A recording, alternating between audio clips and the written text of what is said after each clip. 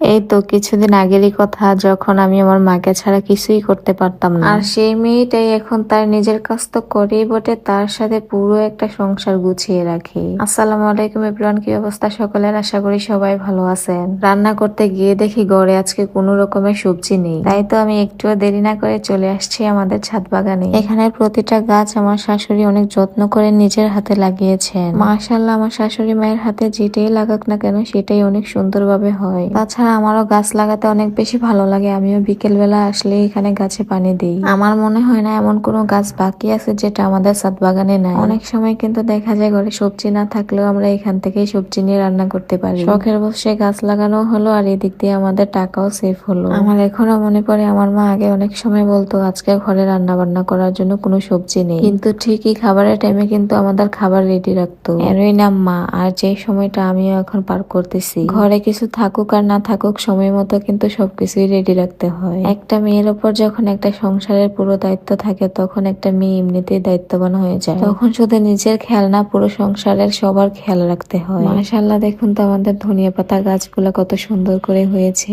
দেখতে এতটা সুন্দর লাগতেছে, আমার মন চাইতেছে আমি কাঁচাই খেয়ে ফেলি। আর এই ধনিয়া পাতার গ্রানটা অনেক বেশি সুন্দর, যেটা বাজারের গুলাতে তেমন পাওয়া যায়। এই বেগুনের চারাটা কিন্তু ওই দিনই লাগানো হয়েছে, কিন্তু দেখুন কি সুন্দর দুইটা বেগুন ধরেছে। আমাদের বাসার সবাই কিন্তু অনেক বেশি জাল খায়, যার কারণে আমাদের ছাদে অনেক রকমের মরিচ গাছ লাগানো হয়েছে। আমি যে মরিচটা ছিঁড়তেছি এটা কিন্তু অনেক বেশি ঝাল, এটার গ্রানটা অনেক সুন্দর। এদিকে আবার করলাগুলো পুষ্টিহীনতায় ভুগতেছে, যেগুলো আমরা খাই না, যার কারণে ছোটই রয়ে গেছে। সব সবজির মধ্যে সব থেকে পছন্দের সবজি হচ্ছে আমার সিম।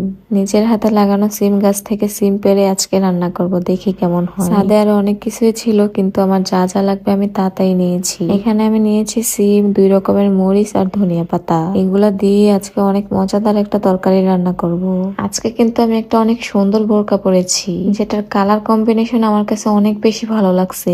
ছবিতে যেমনই দেখেছি কিন্তু বাস্তবে এটা অনেক বেশি সুন্দর, কাপড় কোয়ালিটিও অনেক ভালো। বোরখাটি আমি নিয়েছি মডেস্ট আউটফিটস ফেসবুক পেজ থেকে। পেজটা আমার ক্যাপশনে মেনশন দেওয়া আছে। এই তো ছাদ থেকে নেমে সোজা চলে আসছে রান্নাঘরে। এসেই সাথে সাথে আমি চুলায় ভাত বসাই দিলাম। বোয়াল মাছ ফ্রিজ থেকে নামায় রাখছিলাম, এগুলো এখন পরিষ্কার করে নিচ্ছি। সাথে ছিল একটা রূপচাঁদা মাছ, যেটা আমার ছেলে অনেক পছন্দ করে। আমাদের ঘরে সব থেকে কমন রান্না হচ্ছে ডাল, যেটা আমার মাসে 30 দিনই রান্না করতে হয়। সকালে রুটির সাথে খাওয়ার জন্য যে আলু ভাজিটা করেছিলাম সেটাও একটু রয়েছে। এবার আমি সবগুলো মাছ একসাথে লবণ আর হলুদ দিয়ে সুন্দর করে ভেজে নিব। বিয়ের আগে আমি এমন ছিলাম, আমার মা যখন মাছ কাটতো তখন আমি সামনেও যেতাম না। কাঁচা মাছের গন্ধ শুনলে আমার বমি আসতো, আমি কখনোই এগুলা সামনে যেতাম না। আর সেই মেয়েটাই এখন নিজের হাতে মাছ কেটে রান্না করে সবাইকে খাওয়ায়। নিজের হাতে লাগানো সবজি দিয়ে আজকে রান্না করলাম, দেখি খেতে কেমন হয়। তো আজকের ভিডিওটা এই পর্যন্তই। সবাই ভালো থাকবেন, সুস্থ থাকবেন, আল্লাহ হাফেজ।